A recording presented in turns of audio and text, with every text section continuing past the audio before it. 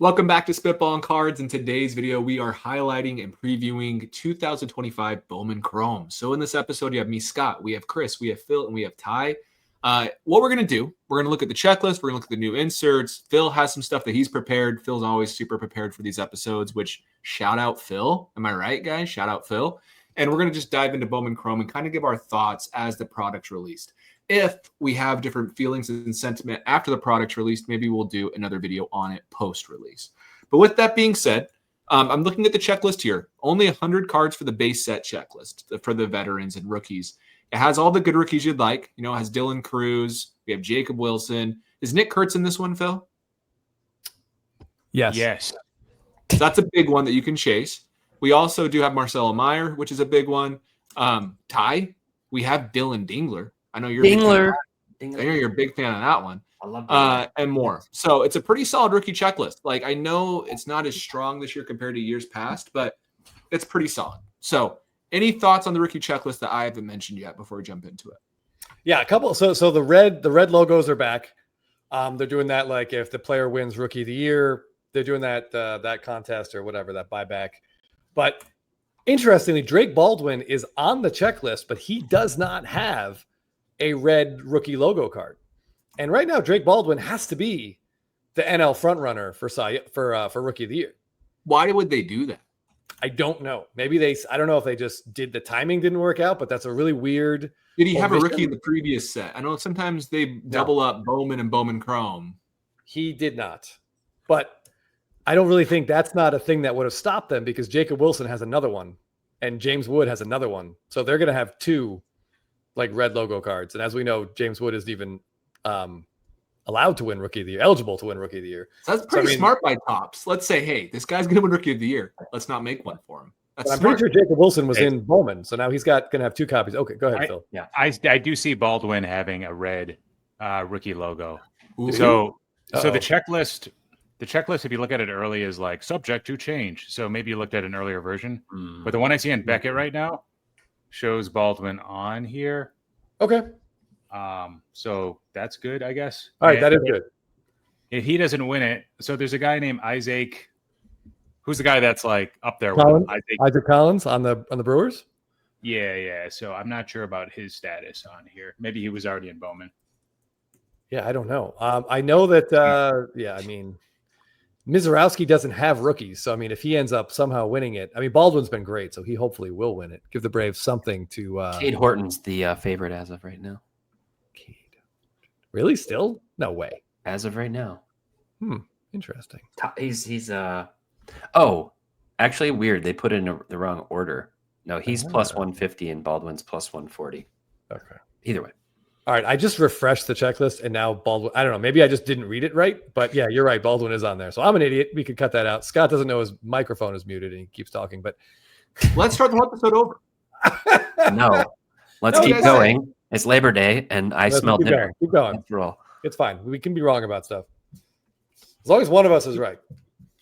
It's always Phil. He always puts out his mistakes, and then he always leaves Chris's mistakes. It's pretty smart on Phil's part. And all the comments are like, man, Phil's smart. He never says it. Cade Horton also has a red rookie.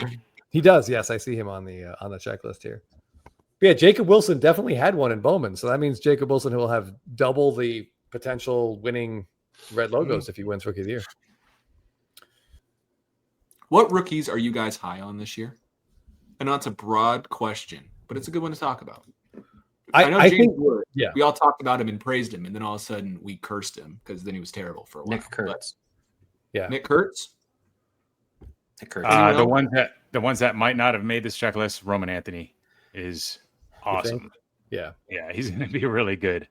Yeah, the home run off Paul Skeens probably added 15% to most of his cards. One thing I can't wait for his dynasty card. Go ahead, Scott. Yeah, there you go. One thing about Anthony is he had a call-up card, so he will not have any rookies this year. He was like 5 or 6 days late. I think the cutoff was like May 25th, and then he debuted in like June 1st. So he has no rookies until 2026. There'll be a good class though next year. There's some good players compared to this year for sure. Yeah, I was surprised that Meyer made the list. For some reason I thought his tops now said call up, but it said rookie, so he's in here. One of my favorite rookie things that Bowman Chrome does is they do those short print image variation autos. Yeah. So there are 8 this year. Chase Dollander, Kobe Mayo, Dylan Cruz, Jace Young, Jacob Wilson, James Wood, Christian Campbell, and Sasaki. I'm really interested to see what that James Wood card looks like, because once the playoffs get going and the Nationals stop playing and stop getting talked about and his whole second half slide, he could be a really interesting offseason buying target. And if that image is cool, it's a card I'll like. Yeah. One card that's coming back that I actually am a fan of, and I may be in the minority. I know we talked about this last year when we first saw it. Are those what are they called? Spotlights? No. Holy cow! Garbage Pail Kids. Is that the right term? I almost said Cabbage Patch Kids, but that's not it. Goodness. But I'm really excited to have those back. Those I actually was kind of a fan of. If you guys, I'm going to pull this up right now and show what they used to look like. And they have some non-rookies on it this year, because last year I believe it was all rookies. But this year they have players like Mike Trout. Does Ohtani have one? Ohtani has one. So there's going to be a lot of fun there. Devers has one. I know you're a big Devers guy, Chris. I don't know if you still are. Judge has one. They have a bunch, which will be pretty cool. Griffey has one. That could be huge. Ichiro has one. So those will be pretty fun. God, I shudder to think, Phil, what they'll do with a Devers Garbage Pail Kid. Like, we're talking about a guy who doesn't photograph well to begin with, and I don't know what they're going to do to him on that card, but it's going to be rough. These are what those look like. So this one has, this is Jackpot Jackson, which is Jackson Churio, obviously. And he's going down to the slide that the Brewers have, not gross or anything, just cool. But we have other players as well. So here's Cowboy Carter. Whatever happened to him, man? Evan Carter fell off. Then we have Junior Caminero. I think these are pretty fun. I like the Martian one. Here's the James Wood, where it's cutting into the tree stump. So we're going to have veterans of those, which would be nice. It's been hurt, Carter. Sure. Shit, Carter's been hurt a ton. Does anybody else like them besides me? No, I don't like them. It's just you. I think it's just you. In the hobby in general, I think it's just you, Scott. I think they're cool. It means you're wise beyond your years or something. I don't know. Because it's usually 80s kids who like the GPK. So they're doing those retro fractors again, right? So like a Legends first Bowman. At some point we got like Tom Brady, and then we got Pete Rose, and I think Sandy Koufax. I think maybe. Have you seen who they're doing this year? I can look real quick. It's not moving the needle. It's Tony Perez. Tony Perez. I don't. No offense to Tony Perez and Tony Perez fans and Cincinnati Reds fans. I don't know if that name is getting people to rip any boxes this year. I guess after a while, if you use all the best players, you have to use Tony Perez. Tony Perez is a great ball player, but I don't think anyone's going to be having bounties on that. No, I would be shocked if there was a Tony Perez bounty. But all right, Phil, do you want to lead us through some prospects we should be looking for? Whoever pulls a Tony Perez Super, I'll give you $100 for it. There's my bounty. Putting it out there. Yeah, let's take a step back first with this product. So it releases on September 10th. We might release this video on either the 3rd or maybe even a little bit later. Right now, there's no pack odds that have been published, but we do have a pretty good sense as to all of the inserts and parallels, the autograph checklist size, which I guess it could grow.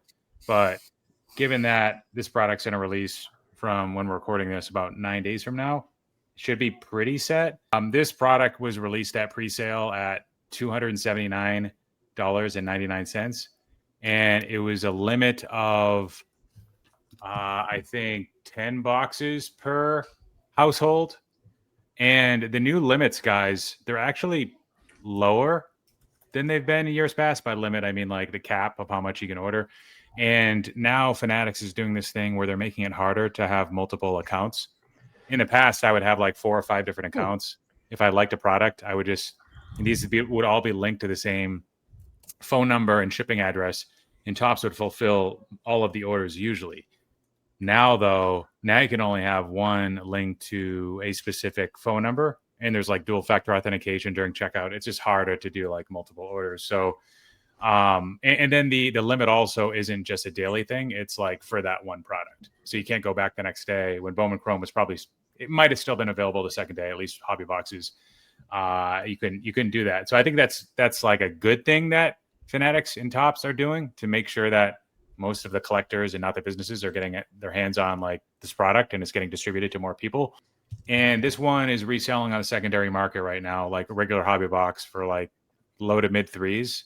So it's seeing a decent rise. And I think some of that has to do with the checklist is pretty solid based on what people expect. Of course, now it's all based on hype, like what Scott had said. We don't know if any of these guys are going to be really good, but most people are looking at they're overlooking the mid rookie checklist and looking at the prospects, which is what most of the values derive based off of, is going to be the prospects for this product, and less so the rookies and the rookie autographs, which are just really hard to pull because they're like parallel color only for the rookies.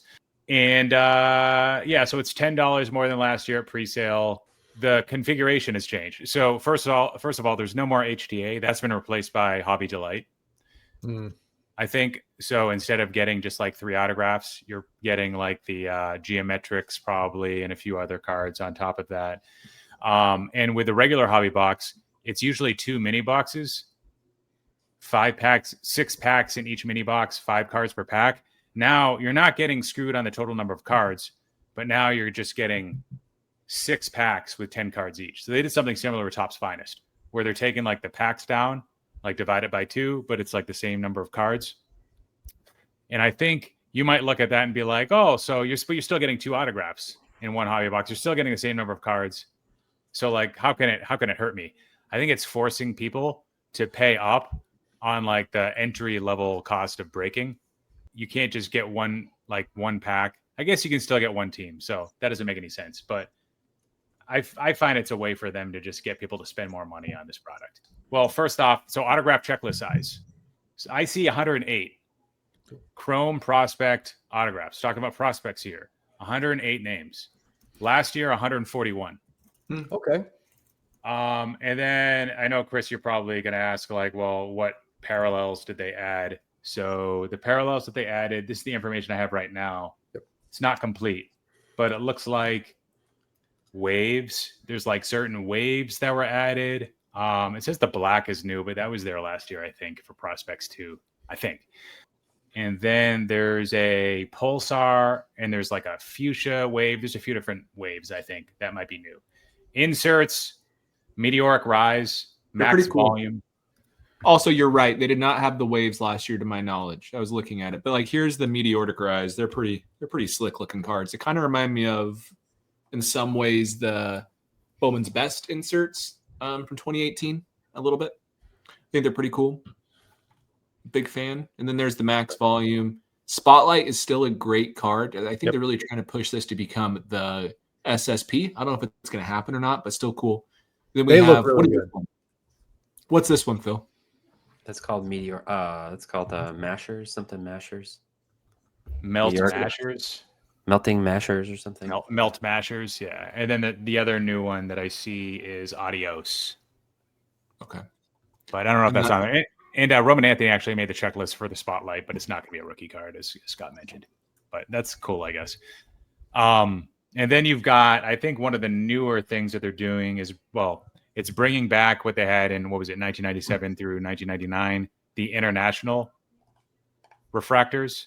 So I believe 50 of the 100 prospects are going to get the international refractors, which is pretty cool. And then of those, I think 25 of the 100 will have an autograph. So really popular inserts from like 97. Griffey had one with the American flag in the back. Beltray had one with I think it was a Dominican flag in the back. So Halliday, he didn't have the Canadian flag, just the American flag probably, but I think so. Yeah. I like these a lot more than the snack pack peanut and popcorn and bubble gum. I agree with that. Agreed. Yeah. Plus they have a call out to like the past of the hobby, which is always good. The snack packs didn't. So yeah, we should just warn people. Roman Anthony is on the checklist here. He'll have a prospect, like a base card as well. So just be aware that even though that card comes out after his debut, it is not a rookie. And there really is no reason to think that card will maintain a lot of value going forward. Yeah, he has an image variation too. So don't pay, unless it's a super cool image variation, don't overpay for that one in particular. Right. He also has a garbage pail kid, and I know how much you guys like those, so just be careful. Yeah.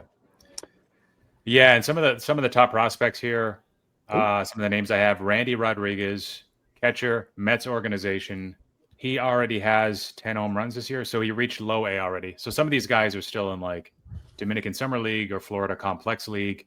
Those stats don't really matter that much. They matter if the stats are bad. Then you know the player's in trouble. If the stats are good, it's like, okay, that's table stakes. You're checking off a box, but it doesn't really mean that it'll translate to low A or certainly not high A and anything beyond that.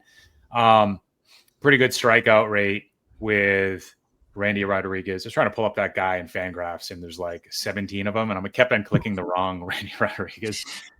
But he could be one of the more expensive autographs on release day. Next guy, I'll probably butcher this name, but shortstop, Giants organization, starts with a J. Josuar Gonzalez. So ranked as the number 1 international prospect in the class. A lot of athleticism, good Dominican Summer League data. We'll see if that translates. And he's been compared to Francisco Lindor, Jose Reyes for his skill set. So cool. Reyes, very desirable in the hobby right now. Next, we've got Kevin Alvarez, outfielder, Rockies. They never miss on hitting prospects, so that should be good. 6'4", left-handed hitter, 17 years old. A lot of raw power. He's playing center field now, but he'll probably shift to a corner outfield spot. Gabriel Davalos, catcher, Mariners organization, power hitting catcher with an advanced approach, walked more than he struck out in the Dominican Summer League, and a really good swing strike rate. And then we've got Elian Pena, shortstop, Mets. So a lot of shortstops and catchers, which you like to see for these like premium positions, even though, long-term in the hobby, catchers, different story. But number 2 international prospect in the class, strong Dominican Summer League stat line with a standout hitting ability. And, of course, a big market potential with the Mets. Chris Rodriguez, Chris with a C. Chris C-R-I-S Rodriguez. Plus power. He's outfielder, Tigers organization. He's drawing comparisons to Eloy Jimenez. Ooh. And then the last guy here that I have is Harold Rivas, outfielder, Red Sox. Could be more of a sleeper guy that most people will be overlooking for some of the other names, but an athlete with a balanced offensive game. I see there's a David Ortiz Jr. on the checklist there. Is that Big Papi's son, or is that a different David Ortiz Jr.? Anyone know? I can Google it. It says Rangers, so I mean, I feel like if Big Papi's, looks like it's the son of MLB legend David Ortiz. Yeah. While you guys look that up, I think Bowman Chrome. I think the reason why that it's kind of doing well in the secondary market right now is related to the checklist, but also that Topps Chrome, all the Topps rookie products this year are just kind of like they're going to be skewed downwards from like a hype perspective just because of the players that are in those products. And I know everybody likes Nick Kurtz, and some of the later products will have Nick Kurtz as a base card, where some of the earlier ones missed him, but that's just one player. And these checklists are getting larger each year. It's just getting harder to hit the right cards of those right players too. So I think Bowman is catching a little bit. If you go back to last year's Bowman Chrome, even that had Leo DeVries, who so far has been doing what a lot of people expected he would do. And then with Bowman Draft, that gave you Nick Kurtz. It gave us Connor Griffin and a number of other players that are doing well right now. Jack Caglione, of course, still has a ton of buzz behind him. Still has a lot of believers behind him too. And then, of course, Bowman this year, the most recent major Bowman release, Jesus Made, is now what a lot of people consider like a top 3, if not top 5 overall prospect in baseball, potentially. He's absolutely killing it right now. You got Luis Pena, and then again, a number of other guys that are doing really well, and Bowman Chrome. So it's had a nice little streak to it.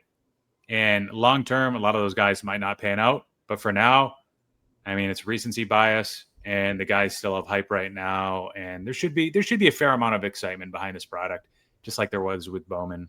Paying $350 for it, if you can try to get it close to that $280 price point, I think that's fine. Just don't go crazy, and enjoy it responsibly, of course. Thanks, Phil. Yeah, I'm a little bit as our sort of resident like image variation nerd. I'm a little concerned that I see on this checklist that there's there's image variations, and then there's also the rookie short prints that they usually do the rookie short prints. I don't know what these extra image variations are. It looks like there's 10 rookies and then 10 prospects.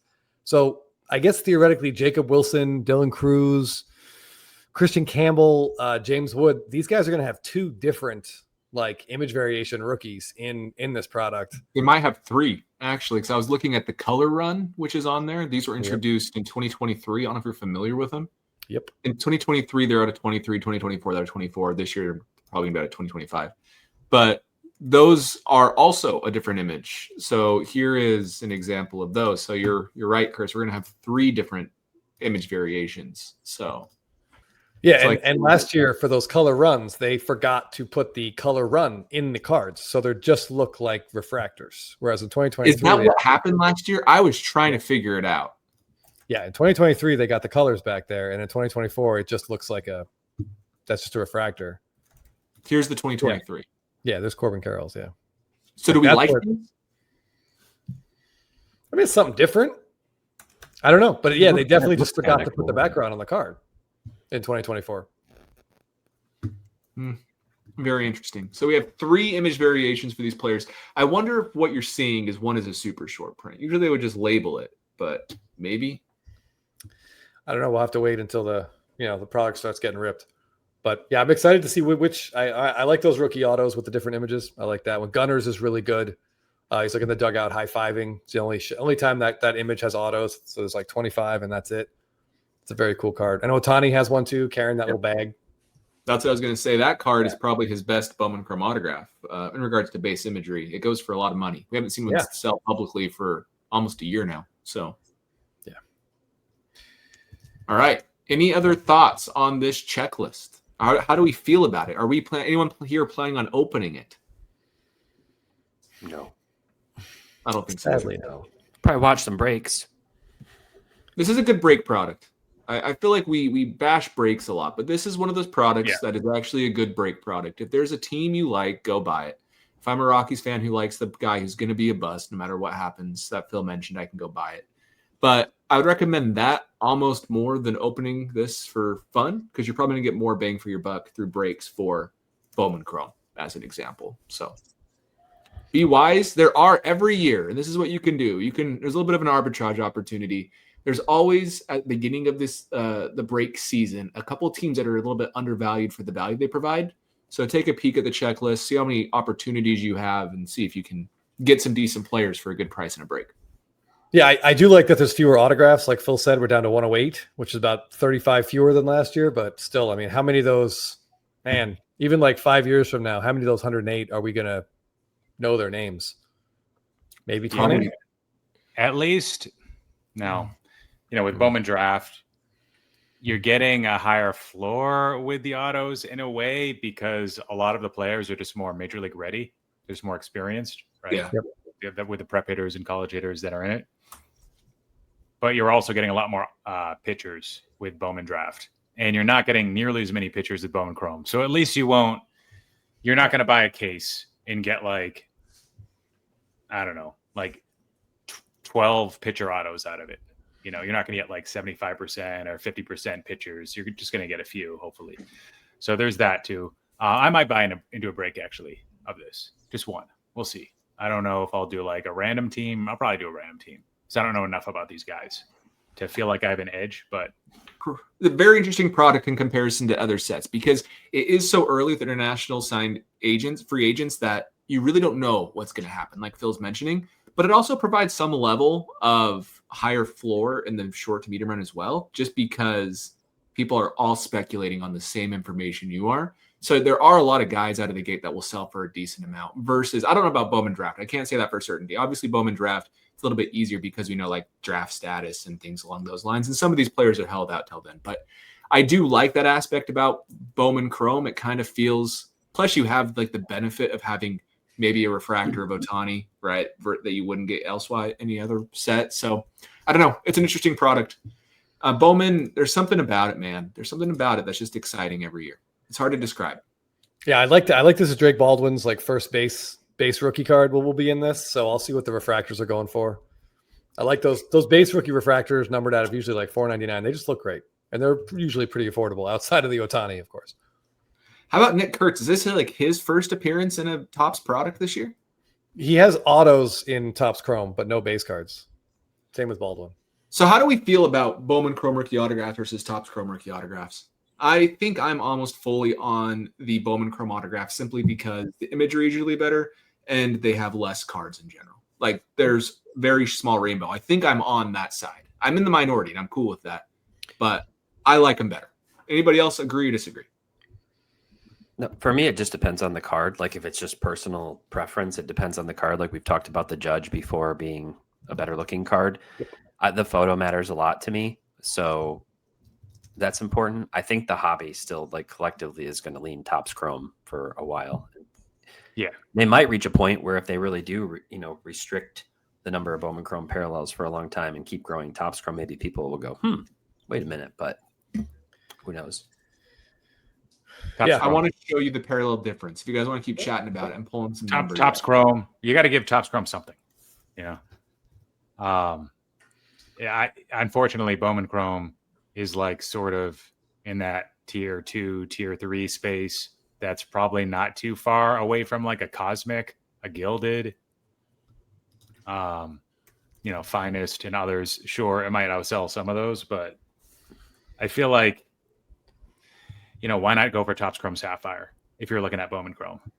I don't know.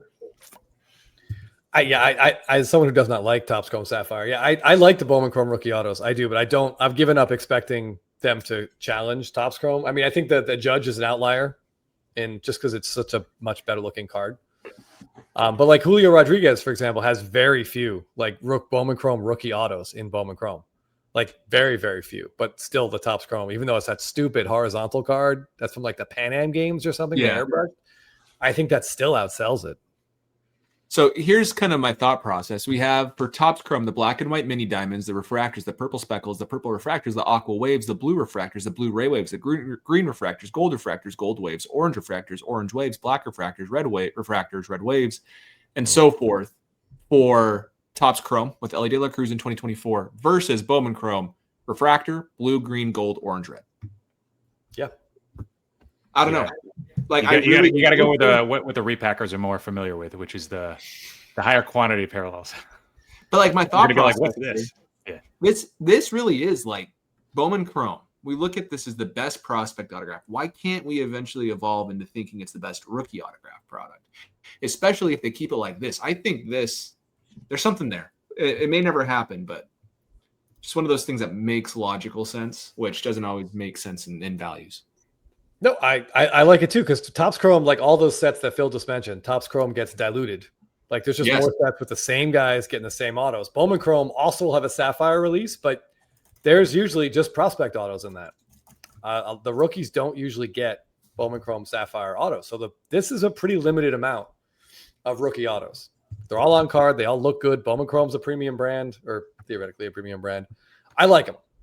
But so Jacob Wilson, though, is he going to have autos in both regular Bowman and Bowman Chrome? Probably. So there's that annoyance if you are to buy too early, and then you're like, oh, what's the preferred image? I don't even know what the second image is going to be. And then it ends up being that is an issue. I agree. We see the same thing with I think Bryce Harper has 2 Bowman Chrome rookies. I know Nolan Arenado has 2 Bowman Chrome rookies. All these other players, they do get both, which is definitely a bummer. That's a huge issue. We can talk to Mike. Let's get Mike Mahan on here and just corner him with all this stuff with like a list of changes we'd like to do. With that being said, if you enjoy our channel and if you enjoy Spitballin Cards, I have good news for you. There's a way you can watch more of our videos. We've always had 2 videos a week for free, which we still have and we will still have for a long time to come. But we also have a Patreon. So if you like a 3rd, maybe a 4th video a week from us, 4 plus Jeff, check it out. It's $10 a week. We also have a place where you can share your latest pickups on Patreon. So here's a couple of them. So what's this one, Chris? This one comes from a Double Diamond. And I, as someone who's like, I've been trying to get the Freddie Freeman gold refractor run out of Heritage. Anytime I see a PSA 10 of these, it blows my mind. Like the chrome on the front, the paper on the back, the edging just never works on all the ones I've seen. Yeah. So when I see one like this, I'm just impressed. That 75 design, by the way, is just it's nice. Perfect. Beautiful card. Beautiful card. Yeah. All right. This is the other one I want to talk about. Our very own Gregory, and that is his real name, by the way. He's a huge AJ Smith-Shawver fan. This is his 59th Smith-Shawver 1-of-1 in his ever-growing collection. I have a nickname for him. I call Gregory the Ass Man, because look how AJ Smith-Shawver signs his name. This is not an accident. He is 100% doing that on purpose, and I would do the exact same thing if I were him. I think that's hilarious. But yeah, he's got, if you check him out on Instagram, GG's Cards, he's got all these 1-of-1s that basically, if there's a 1-of-1 of a big set, he's got it. And when you see them all in one place, it just looks really cool. So we're all pulling for AJ here to have a successful Tommy John surgery. But yeah, very, very cool page with some awesome stuff. Gregory's a good guy. Thanks for being a Patreon member. I will say that was a great Seinfeld reference there, Chris. Dragon used Bruce Lee. Do you know what I'm talking about? What? Yeah. Yeah, that's why I said okay, it. just making sure you knew. Okay. Yeah. I'm in my 40s. I grew up watching Seinfeld. On the East Coast. Come on. Yeah, that's fair. All right. Well, thanks for watching, everybody. Check out the Patreon if you would like to see more content. We'll maybe do a follow-up video on this if we think it's necessary after it comes out. But let us know as well. And we'll see you in the next video.